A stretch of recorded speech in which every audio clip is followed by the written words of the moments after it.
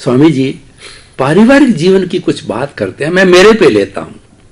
आज से 55 वर्ष पूर्व, 55 क्या 60 वर्ष पूर्व मेरा एंगेजमेंट कर दिया था, जो कि 5 साल रहा। और एंगेजमेंट किसने किया? मेरे फादर ने लड़की को नहीं देखा, मेरे किसी रिलेटिव ने लड़की को देख करके ओके किया और फादर ने ओके कर दिया। और हम 55 साल से दोनों पारिवारिक जीवन जी रहे हैं।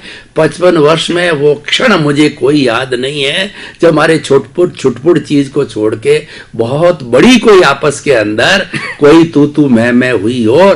और वो तो ऐसी देवी है, खुद महात्मा है, कि मैं तो सुबह शाम 2 बार उसके चरण स्पर्श करता हूं, उसके गुणों को चरण स्पर्श करता हूं। लेकिन आज का सिनेरियो देखिए, आज कितनी स्वतंत्रता है। लड़का लड़की आपस में मेल जोल करके एंगेजमेंट करते हैं, और कोर्ट ने जो लिविंग का दिया, लिविंग से रहते हैं, सब कुछ अपनी स्वतंत्रता से करते हैं। और माता पिता करोड़ों रुपए खर्च करते हैं उनके ऊपर कि भाई बच्चों का अच्छा काम हो। साल भर हुआ डाइवोर्स, और ऐसे सैकड़ों हजारों लाखों करोड़ों को तो भी बात नहीं है, डाइवोर्स लड़के लड़कियां घर बैठे हैं। ये ऐसा क्यों हो रहा है और इसको रोका जाना चाहिए। अध्यात्म विज्ञान ऐसे युवकों को प्रेरणा दे। धन्यवाद। सबसे पहली बात यह है, आज हर इंसान के अंदर सुख की भावना, 5 इंद्रियों में सुख है, वो भावना बढ़ रही है। और सुख के अंदर सबसे बड़ी सुख प्राप्त करने की जो भावना है वो ये है, व्यक्ति या तो स्त्री और पुरुष दोनों को विषय वासना। ये रोग इतना बड़ा बढ़ गया है क्योंकि न्यूज़पेपर देखो, टीवी देखो, रेडियो देखो, यूट्यूब देखो, जितना भी मैगजीन देखो, जितना भी मीडिया है, वो मीडिया इस प्रकार से समाज में ये बातें प्रोजेक्ट करते हैं ताकि लोगों के अंदर विषय भावना बढ़े।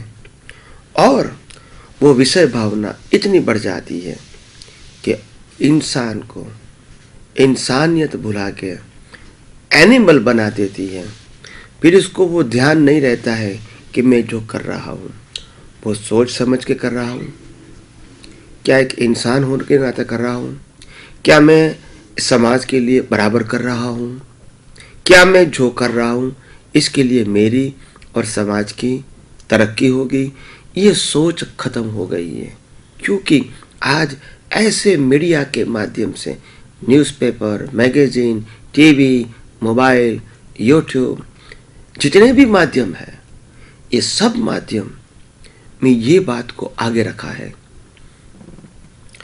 स्त्री को समाज में आगे लाकर इसको उपभोग का साधन बना दिया है। और इसी प्रोजेक्ट से हर ऐड देना, हर प्रोजेक्शन करना, हर कार्य करना, धर्मगुरुओं भी स्त्रियों को आगे रखते हैं, राष्ट्र के नेता भी स्त्रियों को आगे रखते हैं, समाज में भी जो बड़े बड़े कार्य हो तो इसमें स्त्रियों को आगे रखते हैं।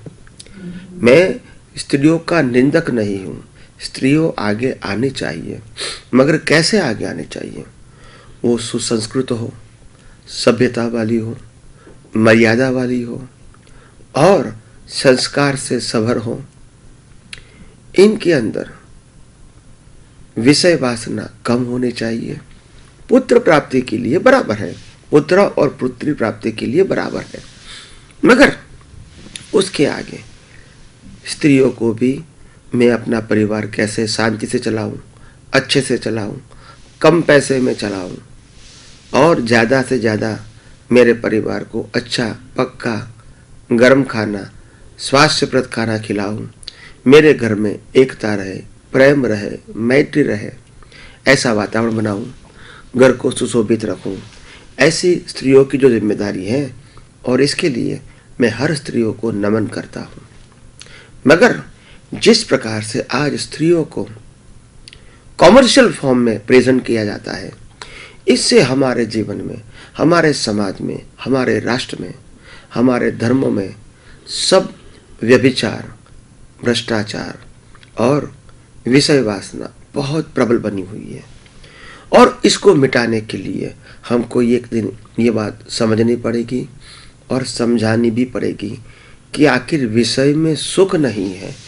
विषय तो पुत्र प्राप्ति के लिए या पुत्री प्राप्ति के लिए एक साधन है और एक सामाजिक व्यवस्था है, इसमें विरोध नहीं होता है। मगर आज इस स्त्रियों को कमर्शियलाइज पेज पर आगे बढ़ाने के बाद विषय वासना जिस लोगों के अंदर भड़की है through this different kind of media, तो उसमें परिवर्तन लाने की बहुत आवश्यकता है। और ये परिवर्तन ऐसा आना चाहिए कि स्त्रियों को हम माता माने, बहन माने, शक्ति माने और पुरुषों को समाज के अंदर आगे बढ़ने के लिए एक विचारशील, एक चारित्रवान, एक सशक्त बनाए, ताकि वो भी समाज में अच्छे काम करें, प्रेम, मैत्री और भाईचारा में बड़ा सहयोग दें। और स्त्रियों जो है धर्म में, समाज में, संस्कार में आगे आए और अपने परिवार को महान बनाएंगे। हर स्त्री अपने परिवार को महान बनाएगी तो राष्ट्र महान बनने में कोई दिक्कत नहीं है।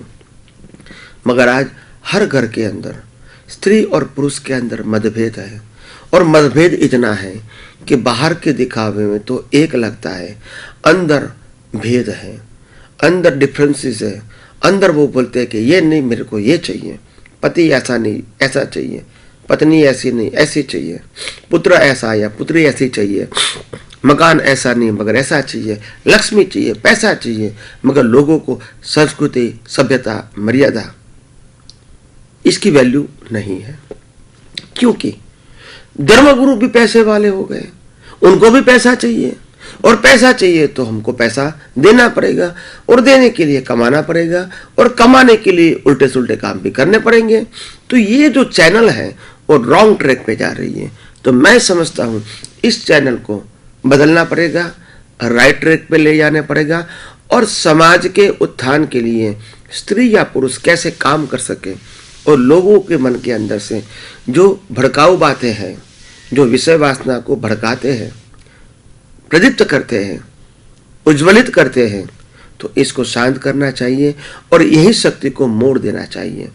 प्रेम, मैत्री, भाईचारा, संस्कृति, सभ्यता, मर्यादा बढ़ाने के लिए, और पुरुषों को भी पुरुषत्व खड़ा करके इसमें पैसा भी कमाएं, तो परिवार के लिए ही नहीं समाज के में भी उसमें बांटे, समाज के लिए अच्छे कार्य करें, सामाजिक उपयोगी कार्य करें, समाज संस्कृति वाला बने, सभ्यता वाला बने, एजुकेटेड बने, नीति वाला बने, उसमें भी पुरुष लोग सहयोग दें। तो मैं स्त्री और पुरुष दोनों को सहयोग देके 5 इंद्रियों के विषय से पर आके धार्मिक, आध्यात्मिक और सामाजिक उत्थान वाला बने, इसमें प्रयास करते रहे हर व्यक्ति। तो मैं समझता हूँ इस समाज को एक दैवी रूप में या स्वर्ग के रूप में परिवर्तन करने में कोई दिक्कत नहीं आएगी।